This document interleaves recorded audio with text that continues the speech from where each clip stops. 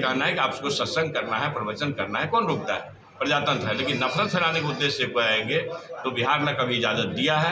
तो ये मानते हैं कि इस तरह के लोग अगर प्रवचन से अलग किसी भी ढंग के नफरत की बात करेंगे तो वो बर्दाश्त नहीं की। बागेश्वरी बाबा उसी को कह रहे हैं तो चमत्कार हो रहा है। कोई भगवान, कोई स्वयंभू भगवान होगी क्या? भगवान होने की इजाज़त किसी को है क्या? बताइए। जो अपने आप को स्वयं भी भगवान बाबा बागेश्वर कहने लगे। परिवर्तन की बयार बिहार से चली है, वो देश को प्रभावित करेगा। बागेश्वर बाबा आवे कि कोई बाबा आवे, नफरत को बिहार बर्दाश्त नहीं करेगा। कलम इंडिया न्यूज देख रहे हैं आप, आपके साथ मैं हूं तनु। बागेश्वर धाम के बाबा धीरेन्द्र शास्त्री बिहार आने वाले हैं। बिहार आने से पहले ही राजनीतिक बयानबाजी तेज हो चुकी है। एक दिन पहले जहां गया में सहकारिता मंत्री सुरेंद्र यादव धीरेन्द्र शास्त्री पर और उनके आश्रम पर कई तरह के आरोप लगाए थे, वहीं जहानाबाद पहुंचे शिक्षा मंत्री चंद्रशेखर ने धीरेन्द्र शास्त्री के बहाने भाजपा और आरएसएस पर जमकर निशाना साधा। चंद्रशेखर ने बताया कि बिहार आने पर किसी को कोई रोक टोक नहीं है, लेकिन बिहार को प्रयोग की भूमि बनाने की कोशिश में वो सफल नहीं होने देंगे। चंद्रशेखर ने कहा कि धीरेन्द्र शास्त्री अगर भविष्य वक्ता है तो फिर सुहानी शाह को लेकर लोगों का क्या कहना है। वही मंत्री सुरेंद्र यादव को लेकर दिए गए बयान पर पूछने पर शिक्षा मंत्री ने कहा कि वो इन्वेस्टिगेटिंग ऑफिसर नहीं है, लेकिन साथ ही उन्होंने कहा कि बाबाओं का इतिहास इसी तरह का रहा है। चंद्रशेखर ने कहा कि एक तरफ जहां महाराष्ट्र जैसे राज्यों को खरीदा जा रहा था, वहीं बिहार में एक मिसाल कायम किया है। लालू जी और नीतीश जी जैसे समाजवादियों ने मिलकर और बिहार में विकास करने का फैसला किया है। सुनिए क्या कुछ कह रहे हैं चंद्रशेखर। वो हिंदू मुस्लिम करने आ रहा है।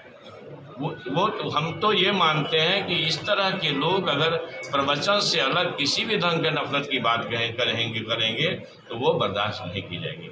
हिंदू मुस्लिम जिनको फैलाना फैलाए रहे और उसी के टूल्स लोग बन रहे हैं ना। इन लोगों के पास एजेंडा क्या?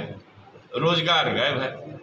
आप बताइए ना, बेरोजगार तबाह है, सरहद घायल है, किसान तबाह है। क्या हुआ है? 15 से 20 लाख आ गया आपके खाते में।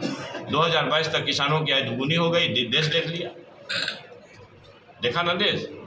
इंटर के बाद 12वीं पास करने पर तो लैपटॉप मिलता है। तो ये भाई कितने अच्छे लोग हैं ना इसमें। मैंने वो तक्षशिला को बिहार बताते हैं। स्वामी विवेकानंद को, जो हमारे देश के सबसे बड़े पद पर आसीन व्यक्ति है, स्वामी विवेकानंद की वार्ता करा देते हैं। किनसे? आप बताइए। स्वामी विवेकानंद की वार्ता किससे करा दिए?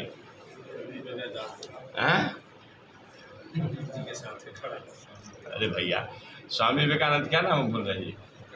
स्वामी विवेकानंद की वार्ता श्यामा प्रसाद मुखर्जी जी करा दी। स्वामी विवेकानंद के मरने के 1 साल के बाद श्यामा प्रसाद मुखर्जी पैदा हुए। 1 साल में कोई बच्चा बात कर सकता है क्या किसी से? तो भाई ये तरह तरह के लोग हैं। इन लोगों के पास न तो शिक्षा है, न शिक्षा से कोई मतलब है।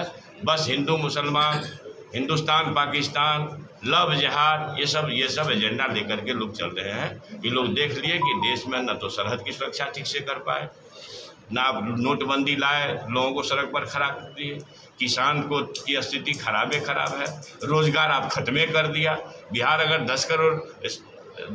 10 लाख रोजगार के दिशा में कदम बढ़ा रही है, उसका सबसे बड़ा क्या कहते हैं पूंजी बन रहा है शिक्षा विभाग। 2 से 2.5 लाख अभी होंगे, फिर हो सकता है तो तुरंत में 1-8 लाख और बहाली निकल जाए। तो ये जो प्रयोग स्थल बनने जा रहा है, बेरोजगारों के हित में बिहार काम करना चाह रही है, तो ये मिर्ची लग रही है लोगों को कि भाई कैसे होगा, इसलिए बिहार को डिस्टर्ब करो।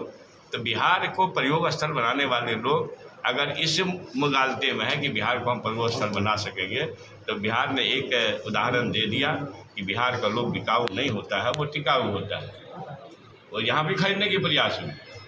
परफेक्शन IAS, UPSE और BPSC फाउंडेशन क्लासेस के लिए समर्पित संस्थान। यहाँ आपको UPSE selected and interview appeared faculties द्वारा गाइड किया जाता है। Separate batches for Hindi and English medium. 65वीं और 64वीं BPSC एग्जाम में 69 और 107 रिजल्ट्स एवं 66वीं BPSC एग्जाम में 131 रिजल्ट्स हासिल किया है परफेक्शन IAS टीम ने। परफेक्शन IAS, कुमार टार, बोरिंग रोड, पटना। नफरत वाले पार्टी है। आप मैंने कहीं समझी बात है क्या?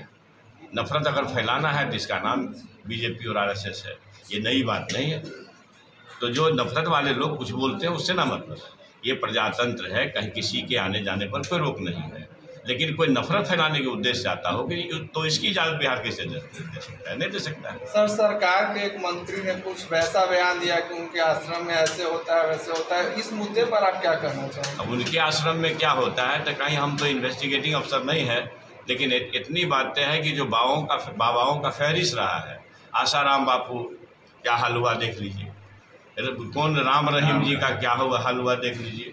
मतलब इससे नहीं है बागेश्वरी बाबा क्या है। लेकिन आप एक बताइए कि सुहानी शाह, अगर आप लोग इस बात को चला सकते हैं चलाइए, क्योंकि हमको लगता है जो नेशनल न्यूज़ चैनल है इसको नहीं चलाएगा, इसको छाड़ देगा, हम बोले हैं। सुहानी शाह माइंड रीडर है, तो उसके चमत्कार को क्यों नहीं आप समझते हैं? अब बागेश्वरी बाबा उसी को कह रहे हैं तो चमत्कार हो रहा है। कोई स्वयंभू भगवान होगी क्या? भगवान होने की इजाज़त किसी को है क्या? बताइए। जो अपने आप को स्वयं भगवान बाबा बागेश्वर कहने लगे, तो ये तो अद्भुत बात है। इसलिए ये लोग छद्म लोग हैं, ये लोग धर्म के नाम पर व्यवसाय चलाते हैं, अपनी दुकानदारी चलाते हैं।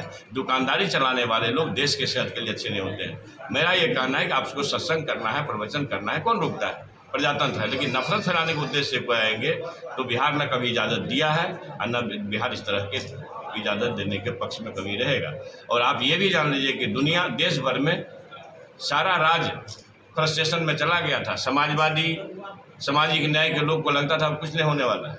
महाराष्ट्र जब बिक गया, हज़ारों करोड़ का तिजारत हो गया, लोग खरीदने वाले लोग हैं। नफरत वाले लोग कहीं बिना खरीदे हुए कुछ कर नहीं सकते।